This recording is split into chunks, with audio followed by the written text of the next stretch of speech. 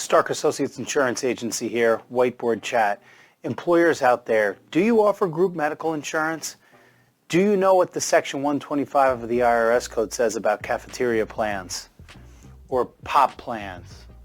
Premium only plans, and it's in Section 125 of the IRS code. Premium only plans should be instituted in your business if you're offering group medical insurance so that the employees can withhold their premiums pre-tax and the employer, you, can get a business deduction off medical insurance, which most employers love to talk about and get that deduction.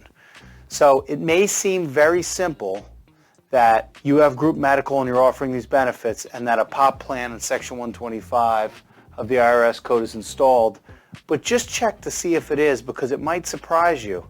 I've had a few clients that I've reached out and asked, and they said, what is that? What does that actually mean? So whenever we can enter a pre-tax benefit, that's a good thing. If you have any other questions, this should be a basic step if you're rolling out group medical insurance.